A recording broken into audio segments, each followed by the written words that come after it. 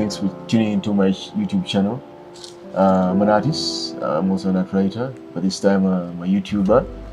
And today we have a very special guest. Mirembe here is a writer, a curator first, but also a researcher.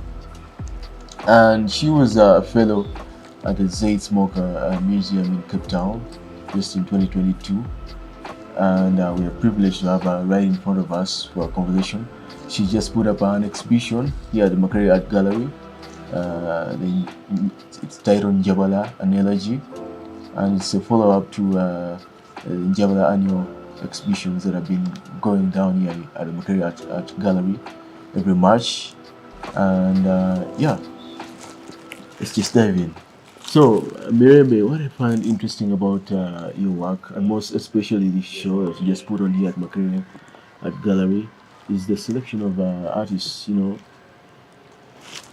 South Africa. We have somebody from Angola, we have somebody from Kenya as well, and then this selection of 3-4 Ugandan artists that are very strong artists conceptually. These different artists from different backgrounds and different locations in Africa form an interesting synergy and conversation and add something to what Namwali, has explored through our work, and it's a beautiful marriage, should I say, that I'm enjoying. When you go around the exhibition and you see and you with the catalog as well, you get in and you get to enjoy the work of you and the artist as well. Yeah. Would you backtrack for us on how you came into curatorship and the contemporary art world? Thank you for having me. I came into art, I think we have this thing in Uganda we call our Essex vacation, which is very long, and you have all this time in the world to figure yourself out, I guess. And at the time I was very sure when I finished high school, I was sure I was going to be an engineer. I thought that was my dream in life. But because we had that period of time where you're basically it's just you and your thoughts and whatever you want to do, I discovered a love for reading and a love for art and a love for writing, which I'd always had, but I'd not taken so seriously. And in that time, it's the thing that I think most called to my spirit. And I found myself during that time going for like Baimba, there was writivism. So I found myself in those spaces. And in that time, I realized I did not want to be an engineer because I started a blog then, and the things that I wrote about were basically these events that I was going to that were about art. And I became sure that this is the thing that I wanted to do. So from there, I spent the first couple of years writing about those events and eventually joined the production team of the Writivism Festival, where I produced the literary festival and eventually did a photography exhibition and eventually joined KLA Art for the KLA Art Festival and eventually went to Johannesburg to do a curatorial residency and then moved to Cape Town, and then now we're here. So that's the story. Awesome. It started with writing, I guess. Yeah. Story. I usually mention the words God status in relation to the curatorial role in art. Is it just your humor, or should curators assume deity status or be awarded that in the art world? I think it's also signaling to a particular history of the role of a curator.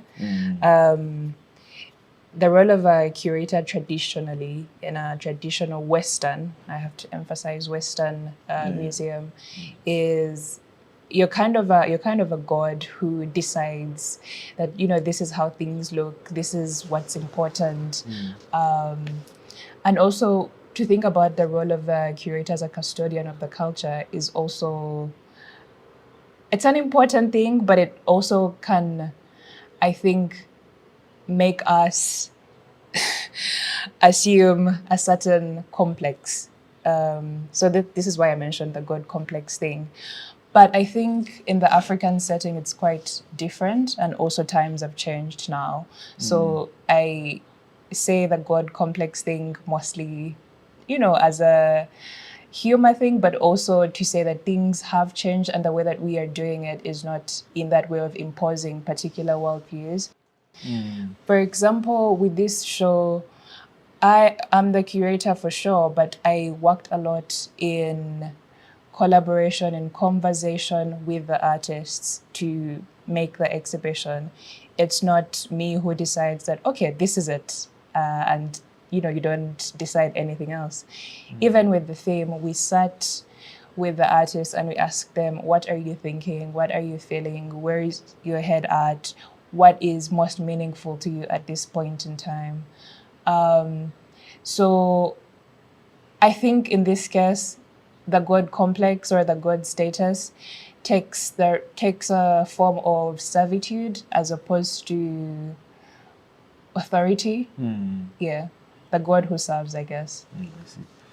So I mentioned to ask this as well. Who are some of the curators you look up to? You look at their work and you're like, I probably want to expand on this. I probably want to be maybe like this or better than this curator. Oh, she's that. Or she, or they're doing something that I'm interested in. I think I'm going to talk about two curators. The first is Koyoko, who is a chief curator at Zeitz and whose mentorship I was under. I think her commitment to African artists, but also to building institutions to support African artists. I think when we think about curating, we think about making exhibitions, I suppose. And while she makes exhibitions, I think she's also very much interested in building the infrastructure that continues to support artists beyond an exhibition. And I think that is something that we need to think about more, and that is something that we really need in Africa, to think about how to build institutions that are going to survive beyond us. I mean, I think about raw material, that she's been away for a couple of years and it's still continuing, and it's been there for a couple of years. So how do we create the infrastructure to continue to support artists in our context? And then the other curator is Martha Kazungu. Because of her commitment, I think, to women artists. I think most times people engage with these ideas of diversity or thinking about people who are marginalized on very specific occasions, or for like specific grants. You need a grant for something and you're like, okay, I'm going to think about women artists, or it's March and you think, okay, I'll think about women artists. But I think her commitment goes beyond making exhibitions. She's thinking about residencies. We're doing research on women artists even from the 60s. So it's a commitment to the history, to the present, to the future, and I really appreciate and admire that. Absolutely. Yeah. Yeah, congrats on your show, Njabala and Elegy. It's been a wonderful show. At the refrain, I don't want to tell you what happened. I want to tell you how it felt. It's from American Zambian Namwali Serpell's The Furrows, an Elegy. This statement guides the spirit of the exhibition. Where is the connection between Namwali's work and the work of the artists on the show? How your kindness changed their lives. Actually, that wasn't enough for me. I wanted more.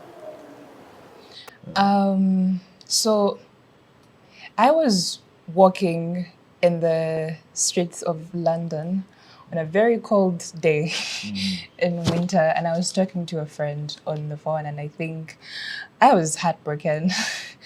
It's cold. It was a very dramatic setting, but I'm talking to her on the phone and I'm telling her about, all these things that I'm feeling. And I was also talking to her about the show. This was last year. I was also talking to her about the show and telling her about the work, while also telling her how I had been I've sat with this work for a very long time. We've been working on the show since June last year. So I've sat with this work for a long time. And so last year, while I was on the phone with my friend and talking to her about the work, and also tying into how I was feeling about a particular loss, she said, you should try read Namwali Serpell's The Furrows, which also has the subtitle An Elegy, by the way.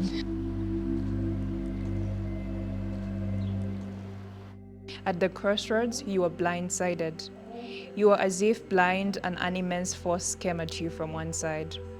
As you stepped forward unaware, it came and knocked you out of your furrow and into another, plowed you up and over, put you in another place, elsewhere, where? I don't want to tell you what happened. I want to tell you how it felt. And so I read the book. It's told from the perspective of a sister who has lost her brother. And the brother disappears, actually goes missing. So for many years, she's sure he's dead. But because he went missing, there is no body. Yeah. They did not have a burial. That's a different kind of grief as well, where they kind of look for someone and then, many years pass. And, it also complicated the family dynamics because the mother refused to accept that he was dead. And like for 17 years, it's just like, we're going to find him, and keeps talking about him as if he's alive. And somewhere along the way, they had to divorce with the father. So there's all these things that are caused by this grief. And Namwali keeps writing, I don't want to tell you what happened. I want to tell you how it felt. So you see how it has affected the family dynamics. You see how it has strained the relationship between the mother and the daughter. Later on in the book, you see how even in her adulthood, it affects how she's forming relationships with other people. And it's really an emphasis on, well, the thing that happened is that the brother went missing. That's the thing that happened. And she has several versions of what could have possibly happened to him. But we cannot verify any of them because she also doesn't know. It's all speculation, it's all dreams, it's all probabilities.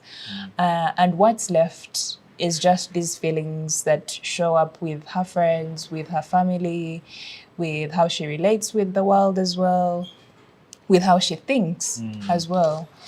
And I thought that was a very good way to frame this show and how complex grief can be. I think in all the different works by the artist, it takes a very different form. And I remember in the very first conversation we had with the artists, one of them said, I don't think I'm like sad about anything. And I was curious when she said that because I think her work is about grief, even though it is about migration. I think there's some grief in that as well. And later when she sat with it, she was like, oh, there are things that I have actually lost. I think when we think about grief, it's, oh, someone has died, but it goes beyond that. It's, I do not know my language, and there are things I'll never be able to communicate with my family, with my grandmother, because we don't speak the same language. There's that ambiguous loss of not having had something. So I really thought that framing the show with Namwali's refrain made a lot of sense. But also you'll notice that this show has a lot of abstract work. I was actually not sure how it would be received. But I think it also gestures to a kind of feeling of trying to articulate these very complex emotions. It's not a coincidence that somehow all the work that we put together for this show is abstract in a sense, because it's really about getting in those feelings and how complex they are. And if you look at where we are, Lerato's work, she also said, grief. I'm not sure about that, but also how people have responded to it. There's these entanglements of words and how they flow on the canvas. And people have had different interpretations of this work, all of which are very valid.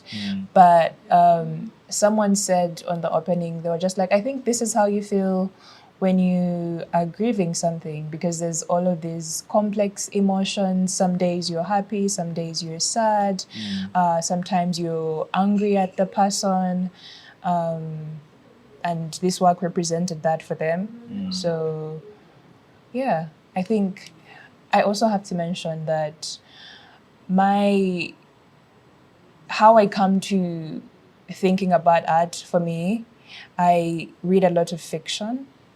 So this is also why my thinking comes from there into the work. And that's why there's those books as well. Namwali Serpell is a very accomplished writer. I dug up a little on her and I saw some videos talking about her work and everything. And yeah, she's very interesting. And the connection between her work and this whole concept is very, it fits in very well. So back to the refrain. I don't want to tell you what happened. I want to tell you how it felt. I know it focuses on emotions. The statements. Why is this important in the context of the exhibition? Why does the exhibition have to focus on the emotions, the insights? Because it is about grief. It is about what is inside, what you are feeling.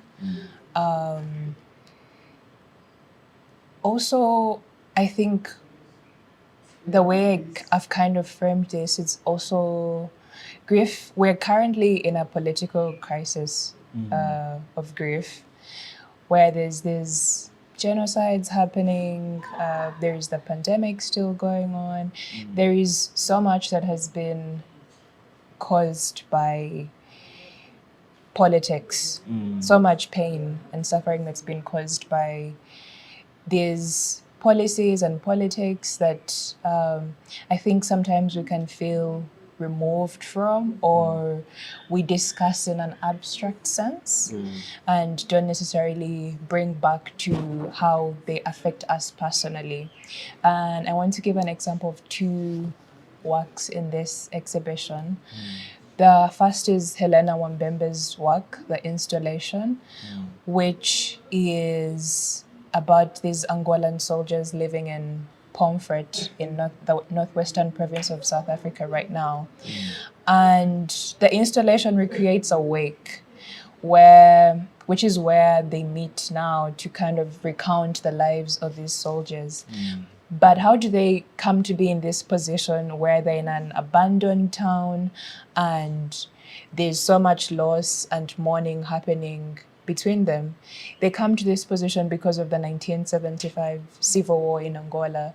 They come to that because of that civil war, they became refugees in Namibia. They come to that because the apartheid military regime recruited them from refugee camps in Namibia, and then now they find themselves in an abandoned town where they don't have access to social services, and the time that they get to talk about their lives and remember who they are is when they're at a funeral. So when you see the installation, your first instinct might be to think, oh, it could just be any other wake, it could just be any other funeral, but this was caused by the Cold War.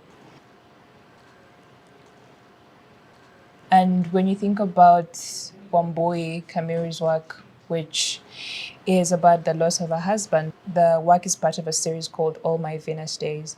How that series started was that she was thinking about the refugee crisis in the Mediterranean. So sometimes when there's these things happening in the world, I think what the news does is desensitize us, because every day we see, so and so number of people died in Gaza, how many people have died in the Congo, or even here in Uganda, how many people have been lost to police brutality. And sometimes we only see that on the news, and think about it in terms of statistics. I think that's what the news does. It makes people who are suffering these consequences statistics. And I think the artists making the work that they make brings us back to the fact that they are people who are suffering real consequences to these things. One of the artist's parents also died during COVID, and the work reflects on his death in some ways. And I think what the emphasis on emotions is also is to bring us back to our humanity. There's a little note there where the books are that says, allow yourself to continue to be haunted.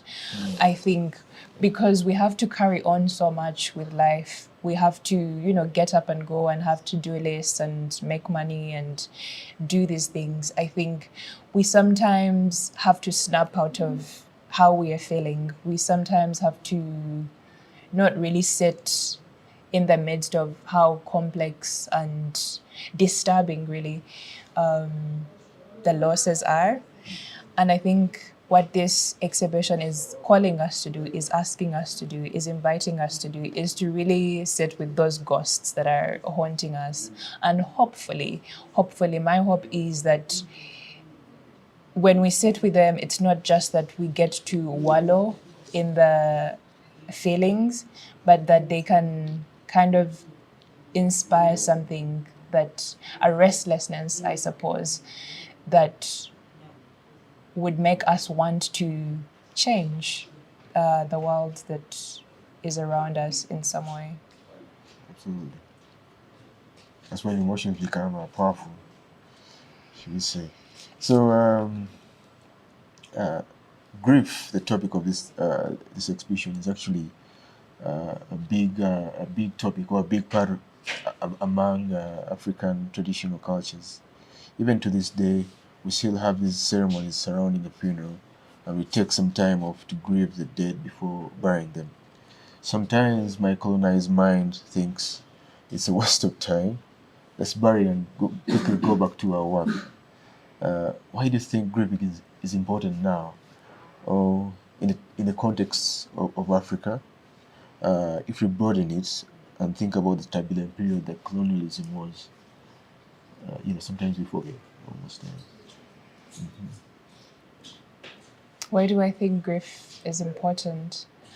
There is something that Wambembe puts in her artist statement, where she says we are always in a constant state of mourning. And I think for us to acknowledge that we are in that constant state where things are happening and we're kind of, because of white supremacist, capitalist, patriarchy, all of these things, we are in a constant state of mourning. And for us to get out of that constant state of mourning, we have to abolish these systems, really. So I think grief is useful for us to reflect on the state of the world, where we are at now. And I think I like that you brought it back to African culture, because we had a talk here on Saturday and we had some people reflecting on our culture, our cultures around mourning. And when I say our cultures, that is multivocal cultures, thinking about different cultures in Uganda, because people were talking about the Machiga cultures, the Baganda cultures, the Toro, what happens when someone dies.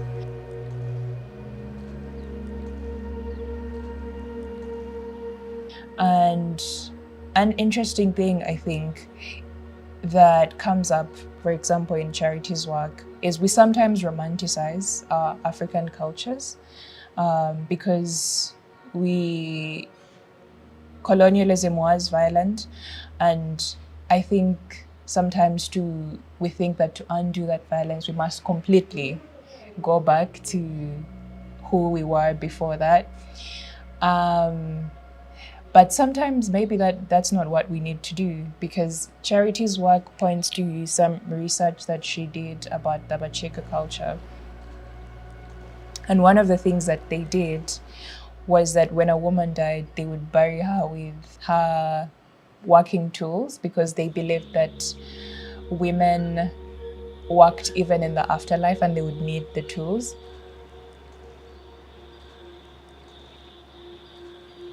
Imagine to think that someone who has worked their whole life, even in the afterlife, needs to go and continue being in servitude.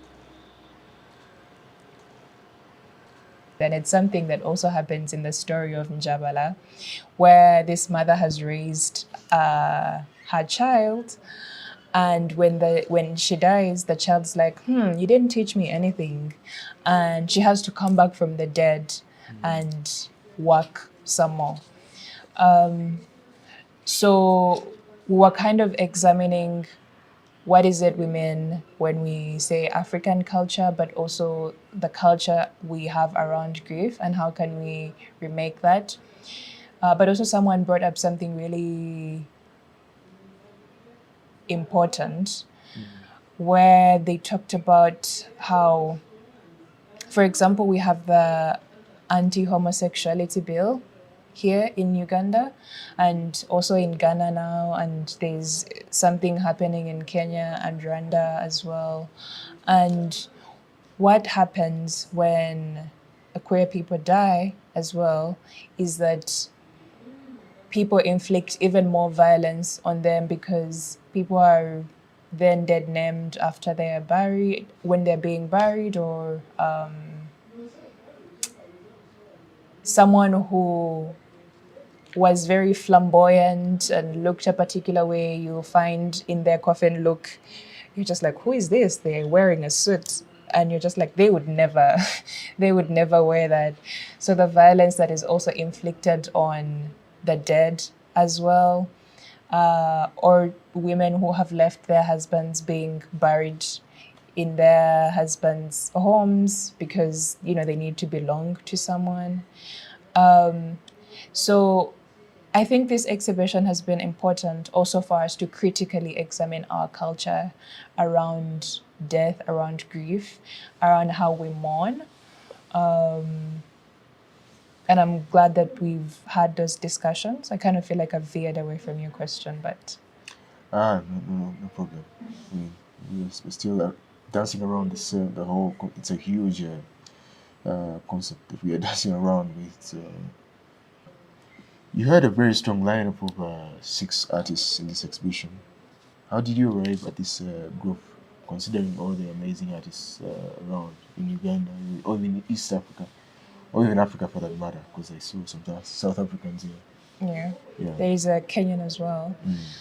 With the Ugandan artists, we do an open call every year for artists who want to work with us. And these artists were selected in 2022, and they worked with us all through 2023. So when we do the open call and select the artists, it's not just the exhibition, and they don't have to be in the exhibition if they don't want to, but we think about what they need. Do they need a residency? Do they need mentorship? Do they need time in the studio? Do they need to think through their concepts? So we worked with the Ugandan artists all through 2023, and we actually involved them in the research project on women artists from the 60s that we were doing. They were researchers on that project, and they came up with very interesting ideas. So that is how we arrived at the Ugandan artists, through the open call. And then with the 2 South African artists and the 1 Kenyan artist, I will say that I have always loved their work. And when we were thinking about how to expand this show, they made the most sense, because we were thinking about grief, and Wambembe's work is always thinking about the aftermath of the Cold War, and she relates it to her family history, and there's a lot of grief there. It made perfect sense. When she did this installation, she first made it in 2022. It's part of a body of work called In Memory We Love. And then with Wambui, also it was 2022 when she made the All My Venus Days series, which was about grief. And then with Lerato, her work has always been interesting, but actually we had invited Lerato to be a part of the research on women artists because her work has always been about the erasure of women from history. And from those conversations, we arrived at her being in the exhibition. But with Wambui and with Wambembe, their work they're the two parts of the work that we have added to the exhibition. They were part of exhibitions that they did, both of them in 2022, that were really about grief and grieving.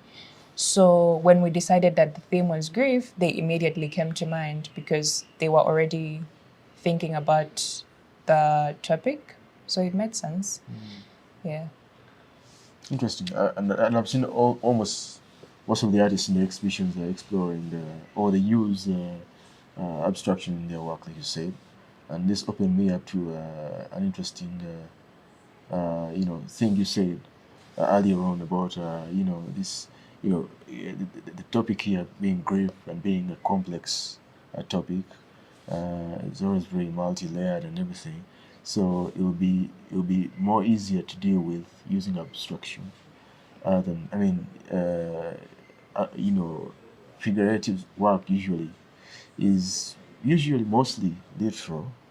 So it would be, I probably would want to see artists deal with grief with figurative work. Maybe that would be interesting. I think it's also created a space where people can project their own grief onto whatever the artist is saying. I think kind of creating a foundation for other people to put their grief on. Because I think when something is more representative, this is what it is. You know what I'm saying? There's not much to add. There's not much to add to that. But because of how abstract the work is, I think people have been able to project their own grief onto it, which I think is the point, that we open up that space where people can think about what it is they're feeling, what it is they have lost, without necessarily prescribing that this is what you should grieve. I mean, we could never prescribe that anyway, but I think abstraction has opened that space. Do you have a preference, abstraction versus figurative? I mean, there's a trend right now. Oh, actually, is it dying out?